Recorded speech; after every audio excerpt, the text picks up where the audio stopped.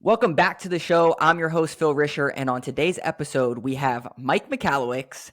I was actually introduced to Mike from one of my clients, and he told me, hey, you got to read this Profit First book. It's going to transform your business. And I'm like, okay, I'm all about that. And so I read the book, and I'm like, man, this guy's amazing. So I went down the whole rabbit hole of books, and that's Mike Michalowicz to me. So, Mike, thanks so much for joining us today. Phil, it's a joy to be with you. Thanks for that little story.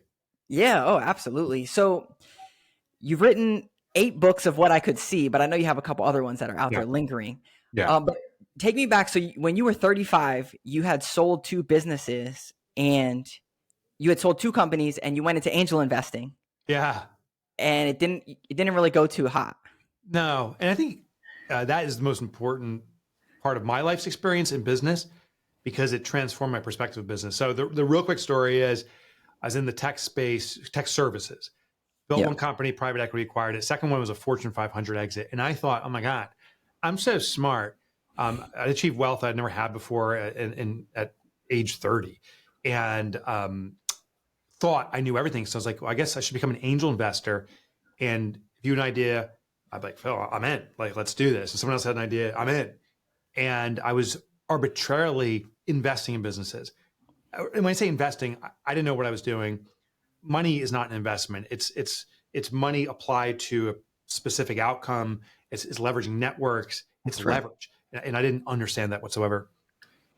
I lost everything out of ignorance, but mostly arrogance too. Thinking if I showed up, we'd do this. And I lost my home. I lost my possessions. The one thing I didn't lose was my family. And I remember the day that I had to share with my family what was going on. I sat them down and I was sobbing because I had not told them the truth at this point. I said, everything's fine. Life is great kind of thing. And it wasn't. And I remember my daughter, she was 9. She ran to her bedroom to grab her piggy bank. And she came back. She goes, Daddy, since you can't provide for us, I'll do it. And that moment is just, it's like it's stamped on my heart. I'll never forget it. It became the inspiration to figure out what entrepreneurship is. Now, it wasn't like the next morning I woke up and said, I'm going to figure this out. I started to drink. I went through depression. Yes. But years into that challenge, I started realizing, what if I knew nothing about entrepreneurship? What if everything I think was wrong? And I started to investigate it. I became an author. It sparked the whole author career. I started to write down everything.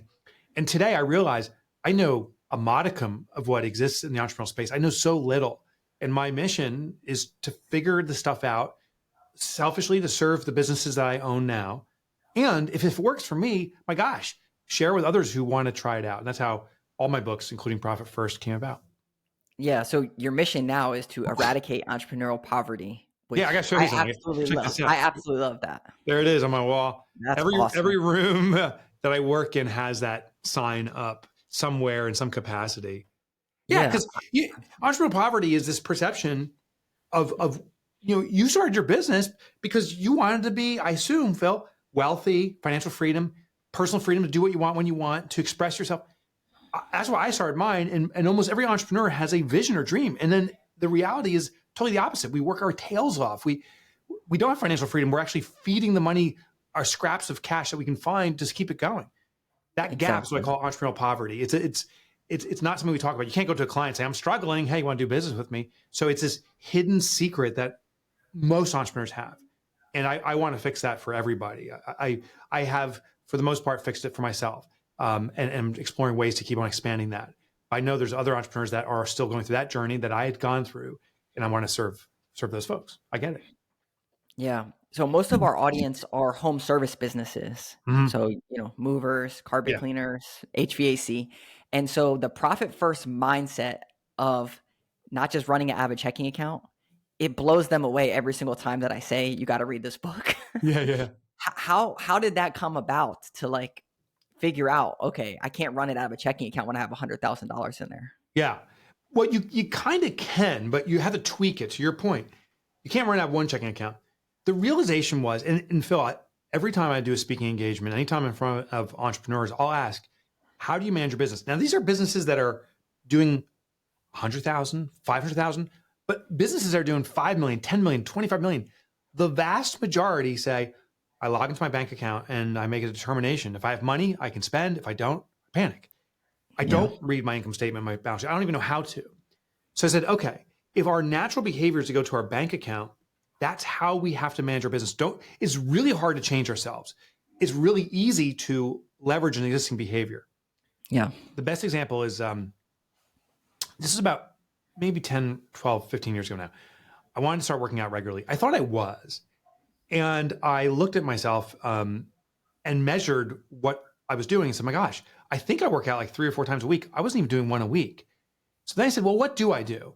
I realized every morning I wake up, go to the bathroom, make a cup of coffee, scroll through the news, and then I go, oh my gosh, I can't work out today. I have to get to work. There was an existing pattern. And the pattern was I'd always wake up, always go into the bathroom. So I said, okay, what can I do to set up a behavioral intercept? I put my sneakers on top of the toilet seat. And when I wake up and walk in there, the first thing I do is grab my sneakers, I put on my shoes. I mean, I can't use the toilet without it, put them on my feet, and then momentum kicks in. With Profit First, what you realize is if you log into the bank account, don't try to force yourself not to go to the bathroom. Like, go. That's where you go. Awesome. But instead of one account where all the money sits there, we set up multiple accounts with different pre-intended use. So one is to pay you a proper salary. One is to reserve profit, which is different than a salary. One's to pay your tax bill. Maybe you have to buy materials. You got to get the supplies and stuff. You have a materials account, other expenses account. So now every time a deposit comes in, say $500, you don't have $500. A portion is for profit. A portion is for you. A portion is for materials. A portion is to operate the business. And now we can see very clearly by logging to our bank account like we always have, what money is available for what intended use before you spend the money. That's the whole trick. Yes. Yes, I completely agree. And I, for my business specifically, logging in and when I'm trying to hire someone and I can see in my payroll, oh, I got an extra couple $1,000s in here. So I could probably allocate that towards another person. Yeah. It's mind blowing that it like works like that when you scale by percentage and not by dollar amount. That part to me was pretty transformational. When you have one account where you put all your money in, what we revert to is basically it's a form of a confirmation bias. The next thought we have, we look at the account and say, oh, I can do that. So maybe it's hiring that person, or, oh, we need a new piece of equipment. Oh, there's enough money in there. We revert to what's immediately or urgently needed. But then the next morning when payroll comes or another bill comes that we didn't think about and we see an empty bank account, there's this panic. So we go into these vacillations of peaks and valleys. By pre-allocating money based upon percentage, say 500 comes in, we put 10% of our profit, we have $50 there. Maybe 25% of that goes here, and maybe the remaining 50% goes into your operating expenses. So now instead of $500, we realize we have $250, 50% of 500 in the OpEx. Then when we say, oh, we need to pay some operating expenses, we look at that and see what's available. Now, here's the biggest hack. If you don't have enough money in the account to pay your bills, that's your business speaking to you and saying, you can't afford these bills. There is a flaw in the business. We're underpriced. We got to charge more for what we do. We're inefficient. We have exorbitant or unnecessary costs. But when you can't afford your bills, the trick is do not borrow from your profit account, because now you're unwinding the whole system. If you want to be profitable, if you want to pay yourself, you must do those allocations, and then your business is telling you what it must operate off of. So Profit First, once you realize that, it starts triggering innovative thought. It starts making you reverse engineer the structure of your business in a very healthy way. Yeah. I got one other Profit First question for you. This was from one of the listeners. They were saying, okay, Mike, I did everything that you told me to do, and I've eradicated entrepreneurial poverty, and I have all this profit. When do I reinvest it back in, and when do I take it out, and how do I make those decisions? Yeah. So many entrepreneurs blur the term of what a reinvestment is. So I'm not saying it's for this listener, and congratulations on their profitability. That's miraculous. I hope you're celebrating with that. Many entrepreneurs say, I need more money to do more advertising. Oh, I have some money. I'm going to take my profit and spend it. Well, the second you spend that money, it was never a profit. You just put it in a category called profit, but you spent it. So it is an expense. So these arbitrary expenses are very risky. What we have to do is an ROI analysis. And everyone's heard this. No one does it. An ROI is if I put $1 into something, will I get a greater return in a reasonable time frame than the investment? So if I gave you $1 and by the end of 30 days, you had $2 in your hand, well, wow, you can pay me back my dollar plus maybe a fee for the loan, 10, 20%, and you've made a difference. So now it makes sense to take as much money as possible, to borrow as much as possible. When you're profitable, you need to borrow effectively that profit from your business and invest in something, but we got to ensure it facilitates a return. I've seen businesses that don't do the ROI analysis. They just arbitrarily say, well, everyone else is running Facebook ads. That's what I got to do. They don't understand the return, and they reinvest, plowback's another soft term, all their money into their business, and then they never are sustainably profitable. Panic ensues then. It's like, well, I can't pay my bills. I'm barely getting by. I need to sell my way out of this. And it becomes the sell the way out trap, where it's like, I need more sales. I need more sales. And now you're playing a game of, can I collect money fast enough to cover these bills I can't afford? And that inevitably will sink your business. Yeah. So if I'm hearing you right, it's more look at the ROI analysis for this example of the person has all this profit. Maybe you can make 20% profit in your business if you reinvest this, but also you can make, 7% if you invest it in the stock market, but you have to make the decisions on your business of how much risk or allocations do you want to do to have maybe a blended portfolio or whatever you feel comfortable with. Yeah, I love that. That's a great analogy, because inevitably our business that we own, we're a shareholder. I'll go to an audience and say, hey, anyone here own stock? And a few hands go up, and I'm like, why isn't every hand going up? You're a business owner. I'm not talking about public stock like Ford or something. I'm saying, do you have stock in your own business? Yeah. And most people are like, 100%. That's a massive investment. And so if you're going to put more and more money into it, we want a return. It wouldn't be funny if Ford's trading on the stock market and we say, well, it's likely going to go down. It's going to keep going down. Actually, everyone knows it's going to go down. Let's start pumping money into it. You would never do that because you would lose money. But ironically, many of us do it with our own business. So get a clear ROI, get some predictability, and the more predictable, the better. And then for sure, double down on that investment, because it's a good return if you know the ROI on your own business.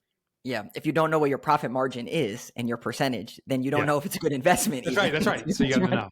Yeah. And it's okay to get outside help too. Like that analysis stuff. Sometimes it's better, even if you know how to do it. And most people don't. I don't really understand how to do it myself. I bring in an outside expert. The benefit of that is the outside expert doesn't have emotional bias. They won't play the emotional games and say, yeah, but, there's these great clients. Yeah, but I know instinctually they'll say, here's what the numbers say.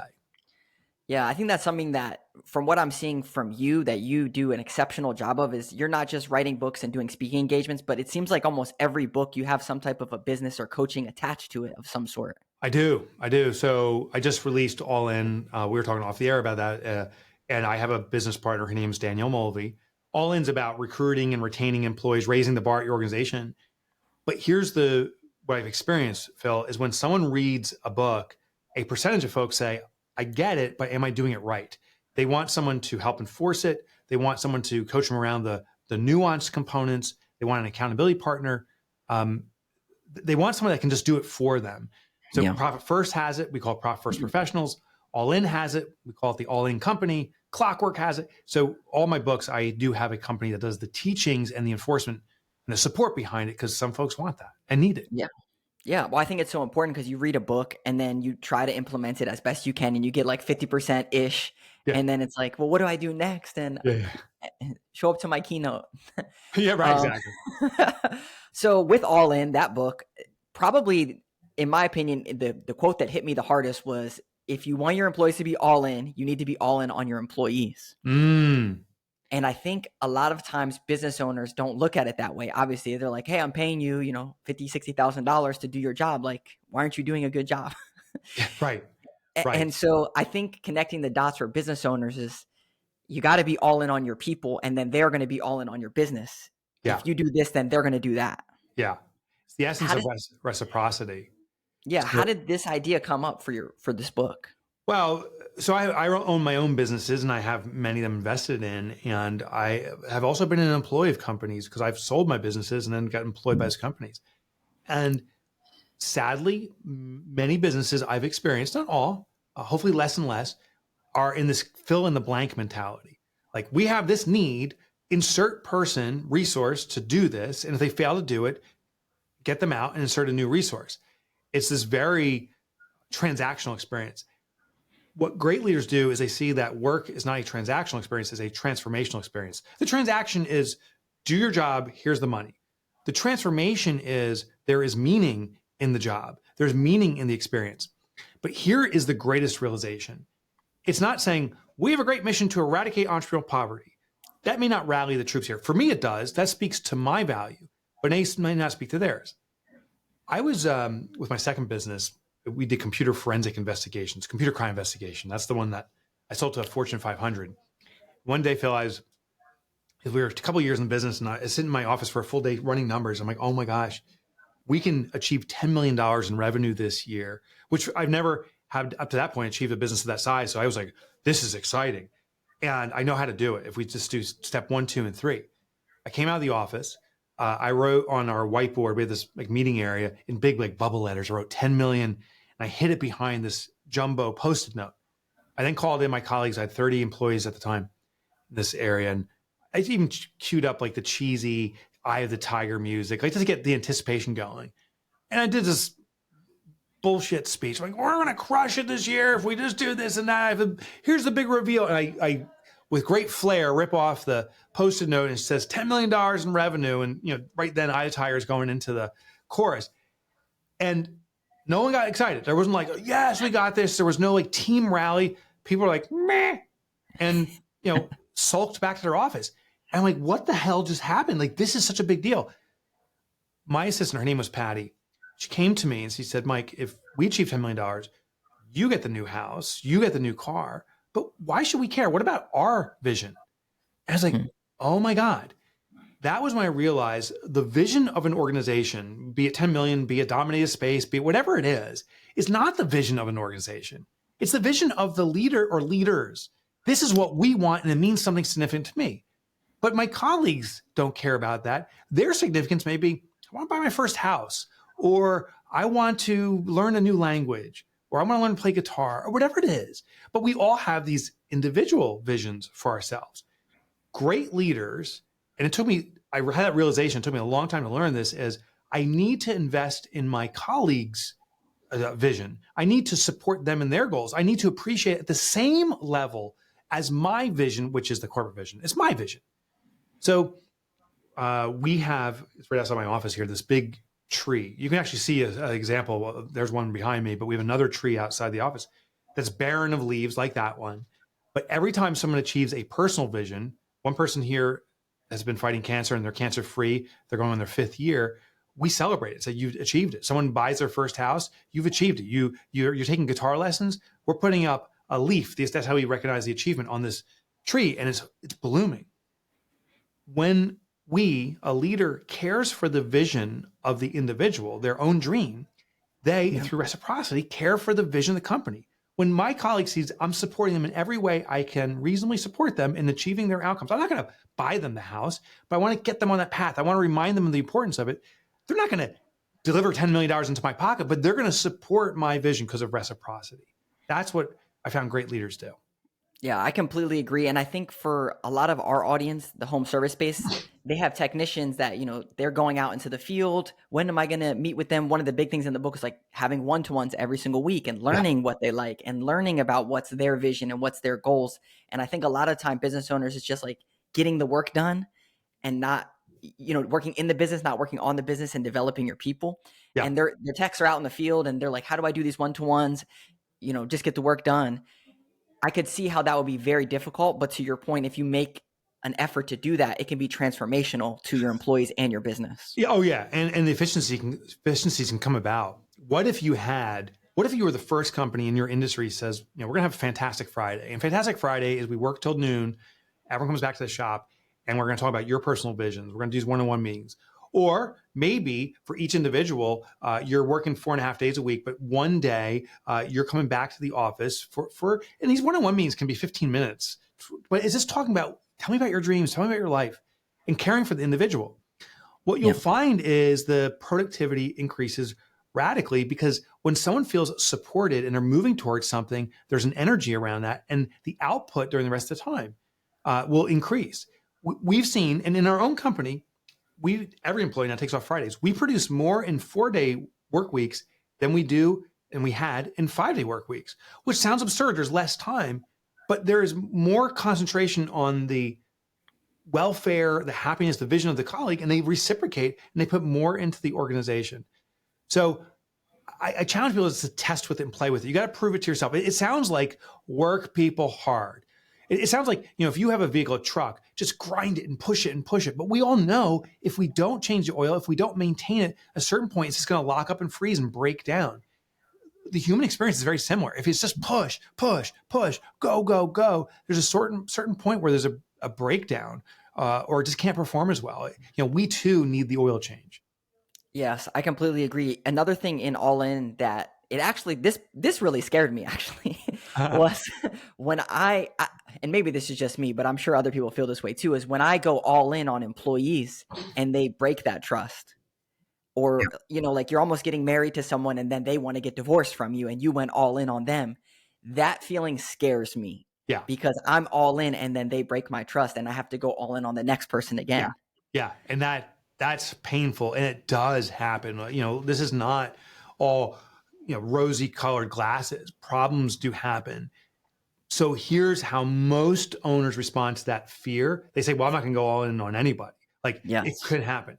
And so I'm not going to get training for people. I'm not going to advance them. I'm going to effectively restrict them. Here's the thing. If you educate, if you improve, if you support and care for your colleagues, it may not work out, but you have an improved team. If you restrict, constrain, don't improve, don't enhance, those people will stick, but they have nowhere to go because they can't perform well. So you're retaining underperformers and people that are unhappy just so they won't leave. Or maybe you support people flourishing and some people leave. But those people that don't transfer trust, that can't be trusted and they burn it, remove them from your organization. But maybe that's a life lesson they have to learn at some other place. But they're going to burn trust and trust and trust. But the other folks who stay, who do reciprocate in the trust, my gosh, you've now built this invincible team. So it's not perfect. There will be problems. But when you default to caring, the majority of colleagues you have, people that work for your organization, are going to default to caring more for your organization. So it's a net win.